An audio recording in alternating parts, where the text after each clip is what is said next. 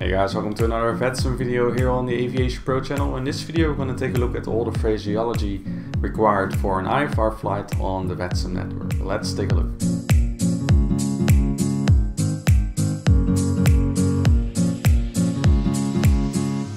So if you watched the previous videos, then you should have a pretty good idea by now how to fly an aircraft on the VATSIM network. And now we're going to add the fun part to it. We're going to add the communication, so communicating with air traffic control. And communicating with air traffic control is quite difficult. It's something you have to practice, and don't expect that you can do this instantly. It really requires some time. So I'm going to be showing you the standard IFR phraseology for a simple flight from A to B. In this case from Amsterdam to Frankfurt. But do keep in mind that in your country or region there might be some small differences in phraseology, but the standard should be pretty similar. And of course I'm not covering VFR communications in this video. I'm just going to focus on IFR because that's the type of flying that most people like to do on the VATSIM network.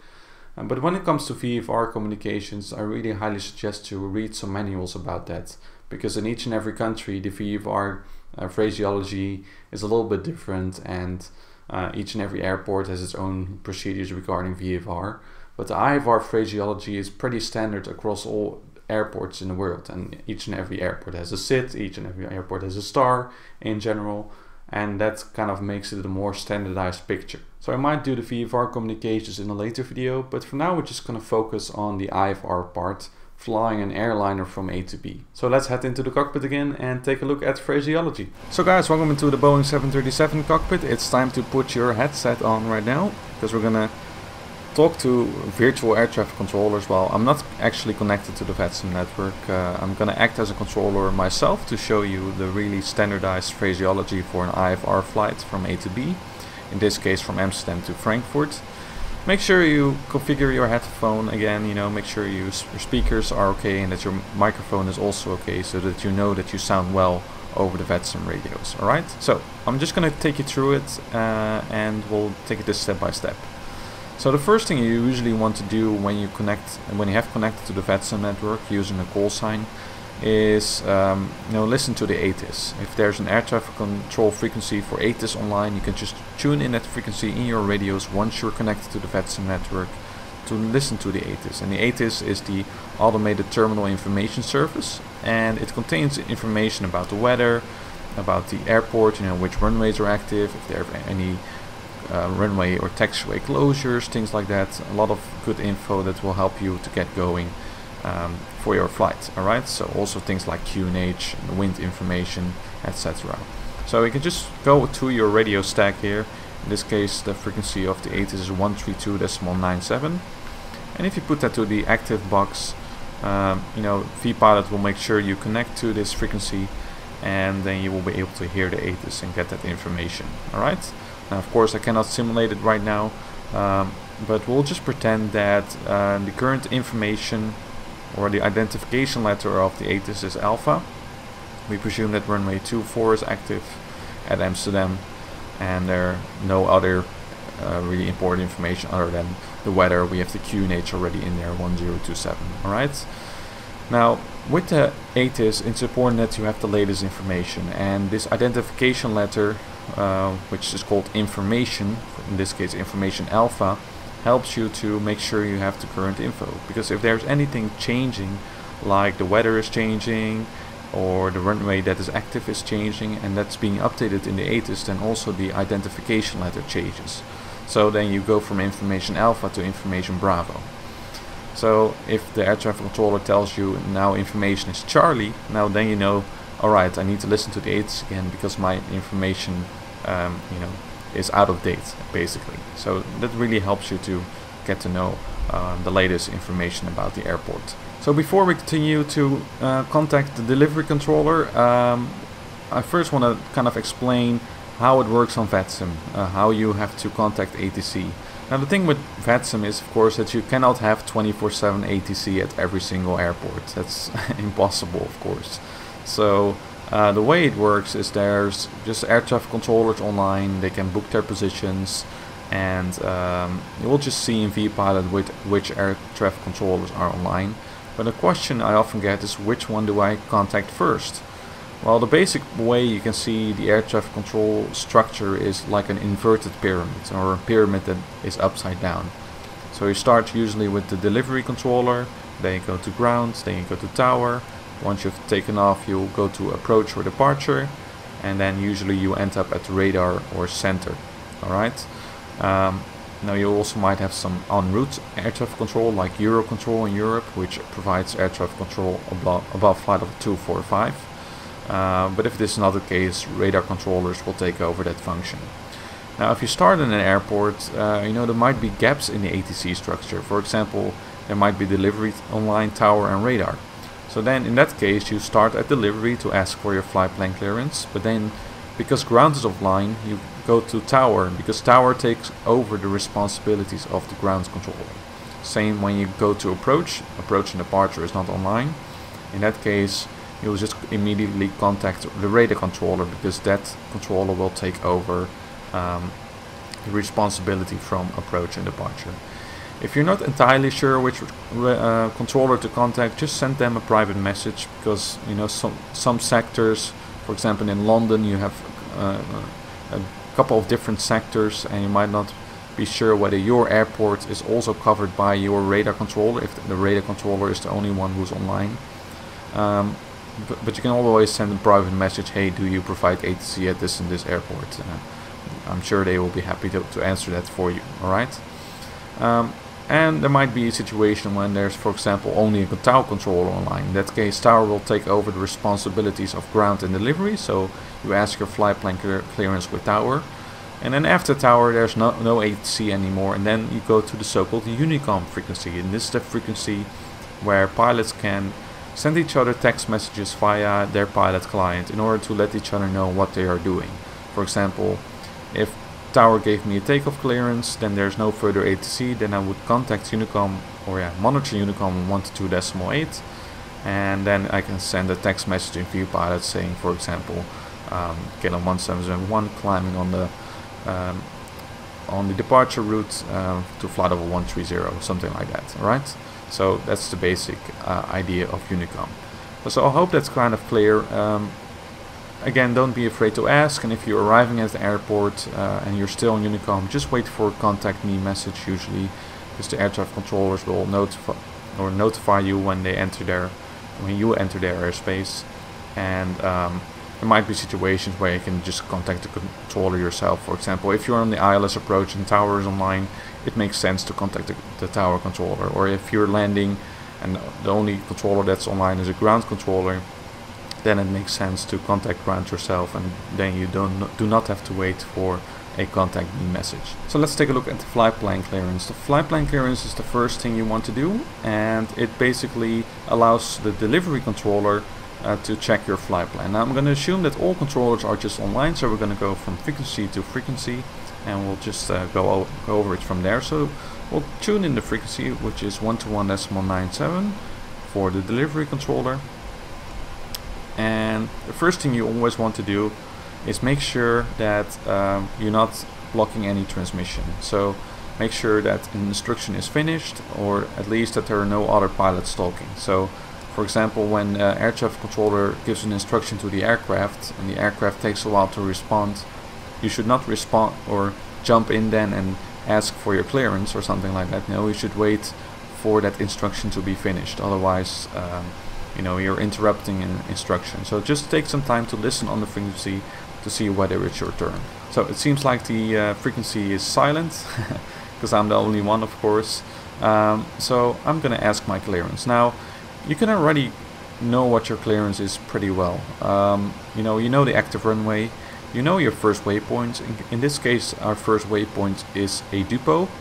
So we can already build up most of our clearance. So we can kind of expect what air traffic controller will tell us. Alright, so let's take a look at the departure chart for runway 24, which is active, and the first waypoint on our route is a depot.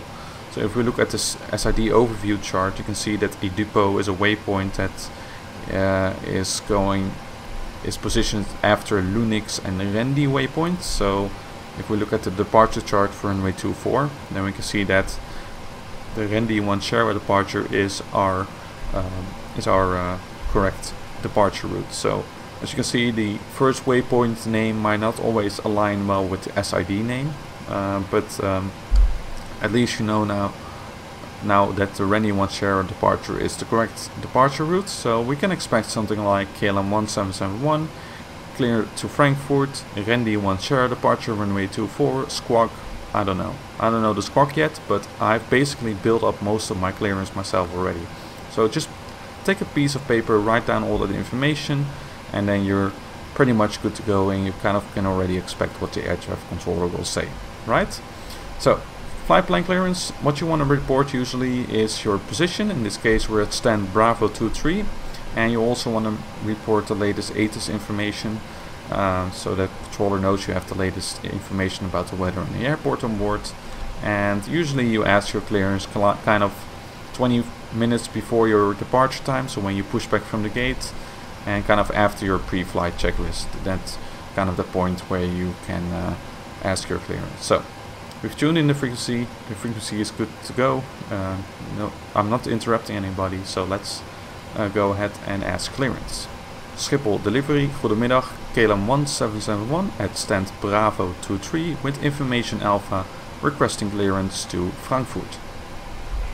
KLM 1771, Schiphol delivery, goedemiddag, clear to Frankfurt, Rendy 1 Sierra departure, runway 24, squawk 3140. Clear to Frankfurt, Rendy 1 Sierra departure, runway 24, squawk 3140, KLM 1771. KLM 1771, read back correct, report fully ready. Wilco, KLM 1771. Alright, so that's our flight plan clearance. So the air traffic controller told us what departure route we have to fly, the Rendy 1 Sierra departure as expected, runway 24, and he gave us a squawk code, squawk 3140, so I'm gonna put it in right here, 3140, so at least that's already in there, so I don't have to worry about that. And then the air traffic controller ended with report fully ready, and that basically means that you have to tell the controller when you're ready to go to start your flight, ask for the startup clearance, and then also when you're able to get your handoff to ground. Okay, so when you have prepared your flight deck, when you have kind of reviewed the departure route and know what's to be expected during your departure, we can take a look at the startup clearance. Now it depends a little bit on the airport which frequency gives the startup clearance. It might be delivery or ground. Currently at Schiphol the way it works is that ground will give the startup and pushback clearance, but we'll still have to report fully ready in order to start the flight at delivery controller. So we're still 12197, so we're going to report fully ready. KLM 1771, fully ready. KLM 1771, QNH 1027, information Alpha, contact ground on 121.8. QNH 1027, information Alpha, ground on 121.8, KLM 1771. So there we go, we received our first handoff to the next controller, the ground controller. So I'm just gonna tune in that frequency, 121.8.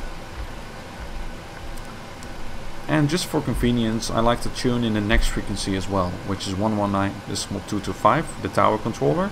So when I arrive at the runway, I'll only have to push the transfer switch to go to the next frequency. So 119.22. There we go. And we're now on the ground frequency. So for the ground frequency, we're going to ask for startup and pushback clearance. And usually the controllers like it when you are able to push back immediately. So it's wise to get your pushback utility at the ready. So in this case, I'm going to call up GSX. There we go. And I'm going to prepare for pushback and departure. And as you can see on the chart, we are parked at Bravo 23, and there's basically only one way we can push back, and that's to the right in this case, in this direction, because we're going to of course taxi out of this bay basically. So we're going to prepare a pushback to the right, and we're going to start the engines during the pushback, and we want to make sure that your pushback utility is ready to go, so preferably that it's ready until parking brake release. So I've removed the wheel chocks right now, the gears being locked, and it should ask us now to release the parking brakes in a moment. Departure check completed. Flight has been inserted. Yeah, there we go. And in this stage it would be a good idea to report to ground and report ready for startup and pushback. So here we go. The frequency is clear again. We're on 1221.8 and we're gonna ask for startup and pushback. Schiphol ground, goedemiddag, KLM 1771 at stand Bravo 23, ready for pushback and startup. KLM 1771, goedemiddag, startup and pushback approved. Startup and pushback approved, KLM 1771. Alright, startup and pushback are approved, so in this case we'll release the parking brakes and then we can start our engines. So while I'm starting the engines, I want to explain a little bit more about the pushback instruction. You know, in this case the air traffic controller didn't give any additional instruction because there's basically only one pushback direction for this particular gate. But the controller might also say something like pushback facing west or pushback facing east, and depending on that you have to push back in a certain direction. Alright, so keep that in mind, that it's possible that the air traffic controller will also give you an additional instruction. In this case, as you can see, we're basically gonna push back to the south pretty much, but when you are at certain terminals where you can push back in two directions, and depending on the active runway the air traffic controller will give you such instruction to push back in a certain direction. And also a small little detail that I want to mention, you're free to greet your controller in your own language. You know, I said goedemiddag, which means good afternoon in Dutch, and you're free to do that, but there might be some countries where you really hear a lot of talk, especially in France for example. You'll just hear a lot of French on the air traffic control frequency, so keep that in mind. But I would highly recommend to you know, use English so that all pilots know also what your intentions are. Okay, so set the parking brake and I'm going to start number 1. So when your pushback is completed, you can think about your taxi clearance. So make sure the aircraft is ready for taxi, just like with the pushback. You want to make sure that your aircraft is ready to go. So I've set everything. The lights are set. I forgot to turn on the anti-collision light during the startup, but it's turned on now. The rest of the aircraft is set and checked. And maybe I want to put the transponder mode to altitude reporting only, which is actually this position.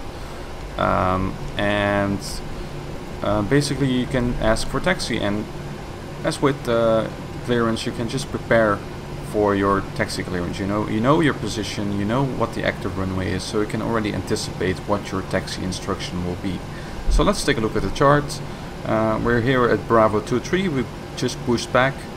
Likely we have to taxi via Bravo because that's the direction of the taxiway, so probably via Alpha 4 to Bravo, and then we can taxi all the way to Sierra 7, which is the holding point of runway 24.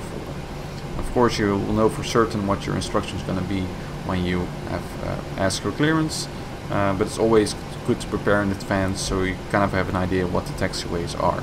Alright, so make sure you have a pen and a paper next to you, and let's contact ground again to ask for the taxi clearance. KLM 1771, request taxi. KLM 1771, taxi holding point runway 24, Sierra 7, via Bravo, enter Bravo via Alpha 5. Taxi holding point runway 24, Sierra 7, enter Bravo via Alpha 5, KLM 1771. Alright, so in this case the air traffic controller actually did give us an additional instruction. We have to, instead of enter Bravo via Alpha 4, we have to enter Bravo via Alpha 5. It could happen, you know, it's just a hypothetical situation, but just be prepared that it might happen. So we're just gonna start taxi now. I'm gonna put the taxi lights on and let's roll. So we're now taxiing onto taxiway Alpha. Alpha 4 is kind of straight ahead here to the left, but we have to enter taxiway Bravo via Alpha 5, so we're gonna turn left here and then take the next right, and just make sure you know about this top-down view, right, so you know kind of where you're going. And be aware that air traffic control might give you additional instructions. KLM 1771 at Alpha 5, give way to the KLM 737 from the left. At Alpha 5, give way to the KLM 737 from the left, KLM 1771. Alright, so the air traffic controller gave us an instruction. Let's pretend there's a KLM 737 taxiing here, and we have to give way to that aircraft at Alpha 5. And Alpha 5 is right here, that's where you were supposed to be entering taxiway Bravo. just keep in mind that such instructions might come about. Alright, so if the KLM aircraft has passed by, we can continue the taxi as per the instructions. So we'll just pretend that that KLM aircraft is now already past us, so we can just continue taxi. So when you arrive at holding point, you can expect an instruction to get a handoff to tower. If the ground controller doesn't give you a handoff yet, just report ready for departure at ground, for example, so the ground controller kind of knows, okay, I should give this guy a handoff. But other than that, you can expect a handoff to tower. KLM 1771, contact tower now on 119.225. Bye bye. Contact tower 119.225, KLM 1771. Bye bye. So we need to contact tower. As you know, we already have that frequency in here. And I already know the next frequency is going to be 121.2. That's the departure or the approach controller, which is usually one frequency, 121.2. And in this case, it's especially handy to have that frequency in there, because at Schiphol you have to contact the approach controller at 2000 feet yourself. Tower will not give you a handoff. And again, this depends on the airport. Just give a look at the charge and the procedures, so you know whether you should contact the departure controller yourself or whether you receive a handoff. And just make sure you have that frequency already in that radio. Is really helpful. So we're now at tower. Again, the frequency is silent, so we can talk. And let's report ready for departure. Schiphol Tower, goedemiddag, KLM 1771 at Sierra 7, ready for departure. KLM 1771, Schiphol Tower, goedemiddag. Line up and wait, runway 24, Sierra 7. Line up and wait, runway 24, Sierra 7, KLM 1771. Alright, so the tower gave us a line up clearance, line up and wait. So that just means you have to taxi onto the runway, because there might be another aircraft still taking off in front of you, or you need to wait for the wake turbulence to dissipate. But it just means you can already taxi onto the runway and be ready for takeoff, basically. And when you do report ready for departure, make sure you are ready for departure. So let's put the transponder mode to active. That's very important, so make sure you have that TARA mode active on your aircraft, or mode Charlie as the controllers might call it. I'm gonna turn on the strobe lights as well and the landing lights, and we'll just wait on the runway and then wait for further instructions by Schiphol Tower. KLM 1771, wind 220 degrees, 12 knots, runway 24, cleared for takeoff. Cleared for takeoff, runway 24, KLM 1771. So, as you could hear, the air traffic controller gave us some information about the wind, 220 degrees, 12 knots, so we kind of know that we have a slight crosswind from the left, from here. And we are ready for, we're clear for takeoff, so we're good to go. And just keep in mind, at this airport at 2000 feet, we're going to contact the departure controller ourselves. So, let's take a look. We'll just take off the aircraft. There we go. V1, rotate.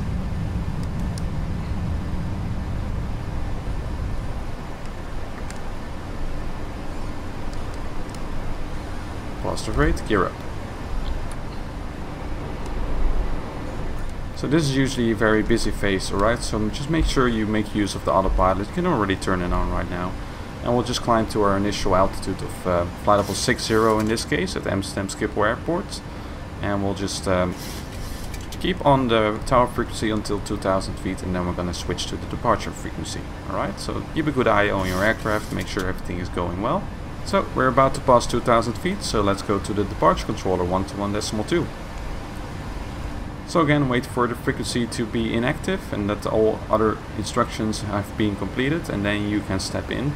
And usually what you want to report with the departure controller is which SID you're on, in this case the Randy 1 Sierra departure, and your altitude passing can also be of help. So we'll just take a look at how that goes. And by the way, in this case the call sign of the controller is Schiphol approach. You could also call it Schiphol departure, but it's usually what the best thing to do is just to use the actual call sign of the controller. So in this case Schiphol approach. Schiphol approach, goedemiddag KLM 1771, Randy 1 Sierra departure, passing 3200 feet.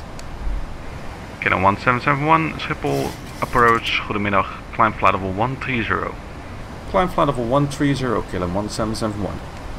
So, the air traffic controller gave us an instruction, climb flight level 130. There we go. And that's basically it. So we don't have to worry too much about other things. I'm gonna put the flaps up. I should have already done so.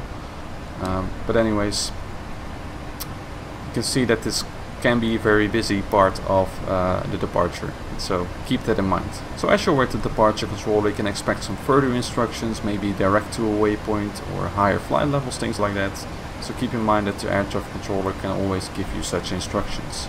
So keep an active listen on the frequency and look out for your call sign. In this case, my call sign KLM1771, by the way, is a real world call sign. It's kind of for a flight used also around this time of day, and it's always good to kind of pick a call sign that's also used in the real world at this current time. And that's kind of realistic and also fun for the controllers. So as we're now with the departure controller, the next frequency that I can expect is radar. So if I look on VPilot right now, I would see that Amsterdam radar is also online and that the frequency is 12575. So I'm going to put that in the standby box already. So when I do receive the handoff, I'm ready to go. KLM 1771, contact Amsterdam radar 125.75. Bye bye. Contact Amsterdam radar 125.75. KLM 1771. Bye bye. Alright, so we've been given a handoff again, so we're going to go to the next frequency, 12575. And we're going to contact the Amsterdam radar. Kind of the same principle. You can report which SID you're on, but usually with a radar or center controller you kind of report which waypoint you're inbound. That's usually what you do. So in this case we're inbound Iflet and we're passing almost flight level 120. So let's take a look. Amsterdam radar, good day, KLM 1771, passing flight level 115, inbound Iflet. KLM 1771, Amsterdam radar, good day, radar contact. So this might be something that you hear. The controller might just say radar contact. That just means that the air traffic controller can see you on his or her radar scope. And you don't have to reply to anything in that case. You can just wait until you get a further instruction. In this case, we did not receive any further instructions, so we're just going to stay on flight level 130 until we get clearance to go to a higher altitude. So always make sure you adhere to the last instruction, right? So the last instruction was to climb to flight level 130, so we do not want to climb higher than that. KLM 1771, climb flight level 230, proceed direct to NAPRO. Climb flight level 230, proceed direct to NAPRO, KLM 1771. So in this case we've gotten a higher altitude, so we're gonna climb to flight level 230 first of all. Gonna hit altitude intervent and the aircraft should be climbing further. And in this case we also received a direct to a waypoint, so we can skip a couple of waypoints. So we received direct to NAPRO, so we're gonna replace that right here and hit execute. And we are now flying direct to that waypoint. So always keep in mind that air traffic control might give you an instruction to proceed direct to a waypoint like this one. So as you could hopefully see so far, you can see that the phraseology is quite standard. You know, you can apply the same kind of phraseology at any airport that you fly to or from, but do keep in mind there might be slight differences. For example, if you're flying in the US, you say 1-to-1.8 instead of 1-to-1.8. Also there's a different transition level or altitude, and there might just be some slight differences in your region, and of course the SIDs and the stars might be different as well. Well, they are actually different, so keep that in mind, right? In this case we're now approaching flight level 230 and we're probably gonna get a handoff to Langen radar, and if I would have looked at VPilot right now I would see that Langen radar is the next sector that I would go to, and I know that the frequency from VPilot, I could see that the frequency is 135.72. So again, I'm just gonna make sure that in the standby box, so I'm ready to go to that frequency whenever I'm instructed to do so. If you don't know the next frequency, don't worry, just keep a good eye or a good ear out on the radio frequency, so you can really understand what frequency the air traffic controller will give you, because the radios are not always that clear, so you just want to make sure you pay good attention to what's being said on the radio frequencies. What might also help is if there's an aircraft in front of you flying the exact same route, you can already note down what the frequency will be, because that pilot will probably just use the same frequencies as you do. It might happen sometimes and might make life a little bit easier. KLM 1771, contact long on radar 135.72. Bye bye. Contact long on radar 135.72. KLM 1771. Bye bye. Alright, so we're going to the next frequency. It's called long on radar, and that's the call sign of kind of a center controller, but also of approach controllers, as we'll find out shortly. But anyways, we're going to go to that frequency 135.72. In this case, we already reached our cruise altitude, which is pretty low today. And if there would be Eurocontrol online and we would be flying at, for example, flight level 250, we would probably get ATC from Eurocontrol. But in this case, we're just staying on lower altitude airways, and we can stay with the radar controllers. So the frequency is empty again. Let's contact long on radar. Long on radar, good day, KLM 1771, inbound Depot, flight level 230. KLM 1771, long on radar, good day, radar contact. And that's it again. The air traffic controller reports radar contact, so they have us on their radar scope, and there's no further instructions so far. So we'll just stay on this frequency and monitor any further instructions. So it's important to not fall asleep when you're flying, even if it's a short cruise. Just keep in mind that you can always receive instructions. Let's pretend that there's now a situation where we have to deviate from our route a little because there is some traffic that is crossing our way, or there might be some weather, for example. You know, it can happen. So let's say we have to divert a little bit, and air traffic controller will give us an instruction. Let's see how that goes. KLM 1771, turn left heading 110 to avoid traffic. Left heading 110, KLM 1771.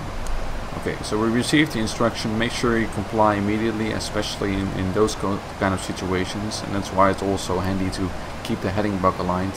Heading select 110. So we're now deviating from our route, but you can always expect such instructions to happen.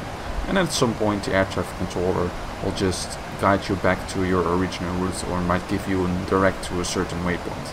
KLM 1771, clear of traffic, proceed direct to Mischo.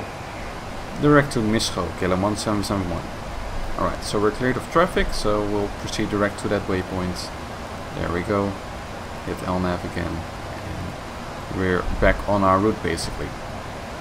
So when you get close to the airport, at some point you will be able to receive the ATIS of the arrival airport, and again you can determine from the ATIS what the weather will be at the airport and what the active runways will be at the airport. You can also just use vPilot to get the text info from that ATIS frequency, so you don't really have to listen to the ATIS frequency per se, but it helps to you know, get familiar and kind of determine what approach you're going to fly. So in this case I received the ATIS information Bravo, and it appears that runway 25 right is used for landing at Frankfurt, so we can expect an approach to runway 25 right. And the last waypoint on our route is a row list, so we can already kind of anticipate what clearances we'll receive once we approach Frankfurt. So I know from experience that usually you will fly a transition at Frankfurt, so in this case it seems most appropriate that we're going to fly the row list 25 November transition, which will take us from the row list waypoint all the way to kind of fly into a loop to get into position for the approach to runway 25 right. Okay, so just keep in mind that we can expect that. Alright, so we are almost finished the cruise phase, and we're approaching our top of descent, as you can see on the navigation display. And based on what air traffic control tell you, can already start your descent, or maybe you have to wait until your top of descent. If you reach your top of descent and air traffic control has not cleared you yet to a lower altitude, just make sure you request descent. So it would sound something like this: KLM 1771 requesting descent, and then you will receive a lower altitude probably. But also usually what happens is that the air traffic controller already will clear you to a lower altitude, or they say something like when ready descend to a certain flight level. And when ready means that you start your descent when you reach your top of descent as calculated by your flight management system. So let's see how that goes. KLM 1771, when ready descend flight level 100. When ready descend flight level 100, KLM 1771.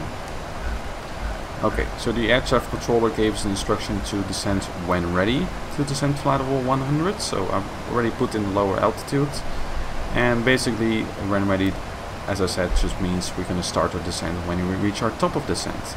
And as you can see, it's coming up pretty quickly already in about 5 miles. And the aircraft should just be descending automatically, basically. And the next thing we kind of can expect is to probably get a handoff to the next frequency, which is in this case has the same call sign, also long on radar, but you can kind of see that as an approach controller. So you know, at different airports, different ATC stations might have different or similar call signs, so just keep that in mind. Don't be too confused when you receive a call sign that you are actually already on, just to make sure you at least have the frequency correct. Alright, so as you can see, we have started our descent, and at this stage we do not entirely know which runway we're gonna land on and which transition will be cleared for. I did enter one in the FMC, but it doesn't mean yet that we're actually gonna fly that approach. You know, the winds might change, or we're gonna land at runway 25 left instead of 25 right. You know, it might happen. Just make sure you prepare an approach already that you expect is most likely to happen, but we'll get the definite answer for that when we actually receive a clearance from air traffic control. KLM 1771, proceed direct to Rolis. Direct to Rolis, KLM 1771. Okay, so we've received another direct, and we'll just put it in the flight management system. And there we go, we're flying inbound Rolis, and as you can see, that's the first waypoint. Now, this is the first waypoint of this approach, and as you can see on the chart, this is where we start the standard terminal arrival route.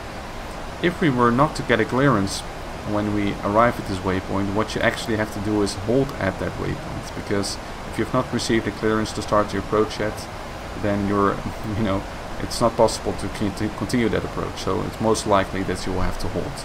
But don't worry, in most cases you can actually just continue the approach, because the air traffic controller will likely already cleared you for an approach. Alright, so we will not worry about that too much for now. So we already received a descent clearance, but it can also happen that the air traffic controller gives you a very specific descent instruction that you reach a particular altitude at a certain waypoint. In this case, we can expect that kind of to happen at this waypoint, Etaru. So I'm just going to pretend now we've not actually been cleared to flight level 100, but actually to 150. And well, let's take a look at how a controller would clear us for the approach and gives us a specific descent instruction. KLM 1771, cleared Rolis 25 November transition. Expect ILS runway 25 right. Descent flight level 100 to reach at Etaru.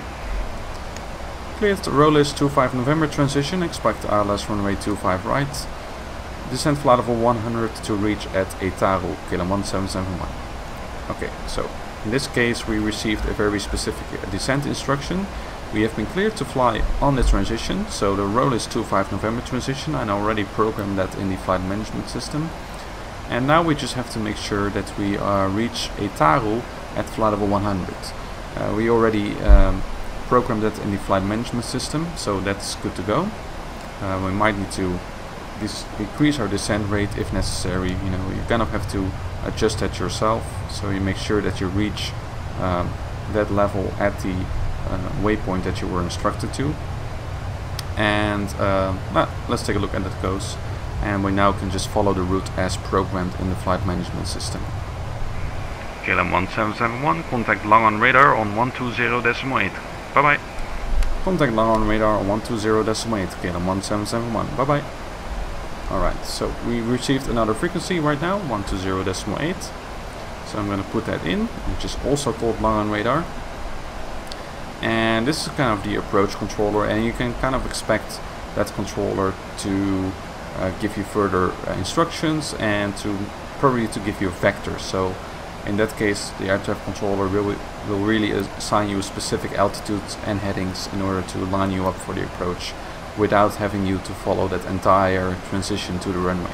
It might also happen that the controller instructed you to report to the next frequency with call sign only, because it might be very busy, for example, or you simply don't need to repeat your entire transition and all that.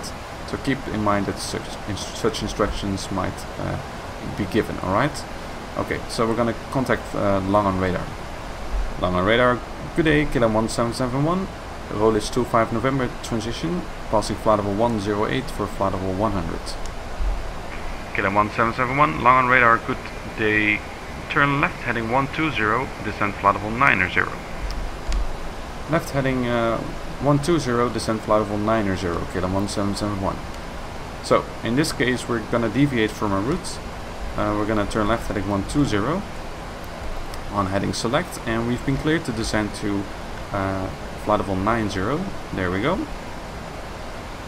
And it's kind of useful to use the more hands-on descent method for the autopilot, in this case level change. It's kind of an easy way to you know, control the flight parameters, and we'll just follow ATC instructions right now. So in this case we're being vectored. This is the vectoring part, and this is the most fun part probably of flying on VATSIM. So you can expect that when you fly in transition or star, that you can get vectored at any time, and usually the air traffic controller will give you certain speed instructions, heading instructions, and altitude instructions. Sometimes speed instructions are left out, and you have to kind of adjust that yourself and kind of see what's correct, and otherwise air traffic controller will just give you speed instructions.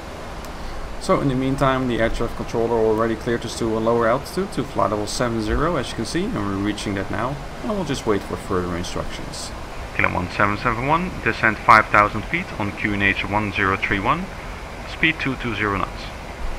Descend 5,000 feet on QNH 1031, speed 220 knots, Kilo 1771. So as you can see, a lot of instructions in this case. We have to descend to 5,000 feet. So we're going to hit level change again. I have to move to the local QNH of 1031, and as you can see, the pressure is very high. I'll just make sure that I select the transition level here. Let's say 060, whatever. And the speed has to be 220. So we'll reduce the speed to 220 knots. Okay. So that might just be an instruction that you get from the air traffic controller. Kilo 1771, turn right heading 160, speed 180 knots. Right heading 160, speed 180 knots, Kilo 1771. So we'll return right to heading 160, which as you can see probably is kind of the base leg of this approach. And we're going to reduce the speed to 180 knots as cleared. And in this stage I probably put the flaps to 1 to kind of create some drag to reach that speed. And at this stage you also want to make sure you're fully prepared for the ILS approach, because that's basically what we're going to be joining now very shortly.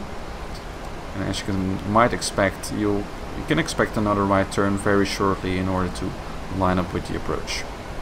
Kilo 1771, turn right heading 220, cleared ILS approach, runway 25 right, speed 160 knots until 4D me. Right heading 220, cleared ILS approach, runway 25 right, speed 160 knots until 4D me, Kilo 1771. So I'm gonna turn right heading 220. As instructed, we have to keep the speed at 160 knots until we reach 4D me. So we'll keep an eye on that. I'm gonna arm the approach mode so that we can capture the ILS. So as you may notice, so far we have received a lot of instructions, especially during this part of the flight. It can be very busy, so make sure you prepare well so you're not being blown away by all these instructions that you may get. Alright, so in this case we'll just prepare for the ILS approach and make sure everything is at the ready. And since we've been cleared for approach, it means that we can just fly the ILS now. Normally if there was no speed instruction, we just judge the speed ourselves and make sure we descend and follow the speed as calculated on the flight management system. In this case we did receive a speed instruction of 160 knots until 4D me, which means at 4D me we can reduce to our final approach speed, which I'll just set by the way. To pick 30 degrees of flaps 145, final approach speed 150. Okay, so we're now almost flying, almost capturing the localizer at this stage. And the next frequency we can expect for our landing clearance once we really arrive at the runway is of course the tower frequency. So I'm just going to put that in. You can again look that up on vPilot, 119.9 in this case. So that's the wrong radio, 119.9. And we'll just have that in the standby box. and we'll just fly the ILS approach right now, and we'll wait for further instructions. Now the approach controller might ask you to report established, and what that means is that you have to report established on the ILS. So it means that you have to say when you are, when you've captured the localizer and when you've captured the glide slope. In this case, right now we are almost capturing the glide slope, so we would be fully established on the ILS, and then we could report that to air traffic control. You might be given that instruction or not. It depends a little bit on the airport again. In this case we're not, so we'll just wait for further instructions. Kilo 1771, 12 miles to go. Contact tower now on 119.9. Bye bye. Contact tower on 119.9, Kilo 1771. Bye bye. Okay, so we're now being given a handoff to the tower, and we are on the ILS approach 119.9, and we can already put the ground frequency in, and the ground frequency today is 121.8, so that's in the standby box. So when we land, we can easily switch to that frequency when we get a handoff to that ground frequency. And again, there may be airports at which you have to switch to ground yourself after landing, but in Frankfurt you just wait for instructions to contact ground. So let's take a look. So that the frequency is clear again, and we're just going to report that we're on the ILS of runway 25 right. Frankfurt Tower, good today, Kilo 1771, ILS runway 25 right. Kilo 1771, Frankfurt Tower, good day. Number 2. Number 2, Kilo 1771. Alright, so the air traffic controller told us number 2, and it means that there's still aircraft in front of us. Alright, so it can happen that you're number 1, 2, 3, 4, whatever, depending on how many aircraft are currently on approach.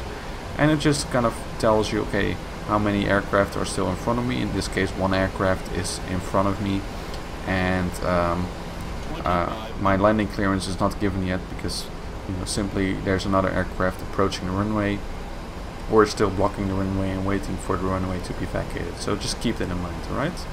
Okay, so we're now final to runway 25 right. As you can see, we're approaching 4 DME, and the air traffic controller instructed us to keep 160 knots until 4 DME, but we now have to reduce to our final approach speeds. So yeah, we're almost passing it, 4.1. There we go.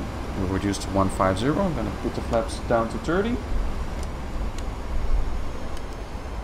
And we'll just wait for our landing clearance. And your landing clearance can be early or late in the approach, depending on how busy it is. If there's still an aircraft vacating the runway right now, it will still take some time. So keep in mind that your landing clearance might be late. So you're always ready to, perform a go-around procedure if necessary. Kilo 1771, wind 190 degrees, 6 knots, runway 25 right, clear to land. Clear to land, runway 25 right, Kilo 1771. Alright, so that's easy. We're clear to land, runway 25 right. I'm going to disengage the automation now and land the airplane manually. 50, 40, 30, 20, 10.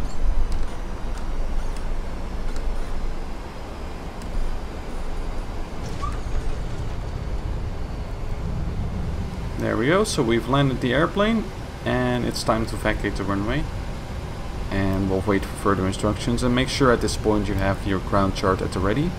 And when you leave the runway, it's wise to change your transponder mode from the mode Charlie to the standby mode. Just turn it off, or maybe to the only altitude reporting mode, and then you make sure you're not, appearing on the scope of the radar controllers. So we'll have it off right now, and we'll vacate the runway and wait until we get further instructions. Kilo 1771, taxi to November 11 via Papa. Taxi to November 11 via Papa, Kilo 1771.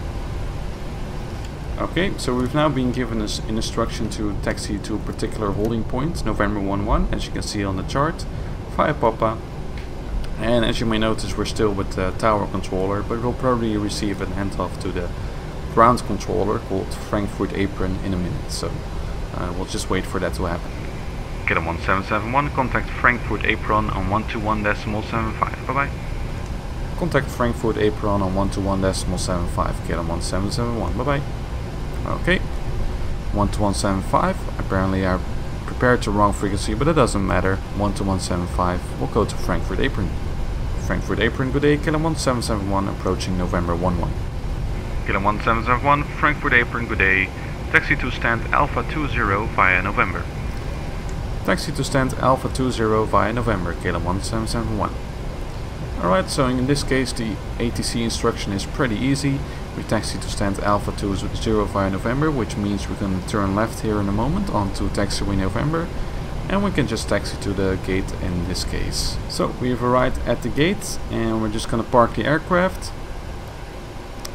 and basically at this stage there's not much to be set anymore on the frequency.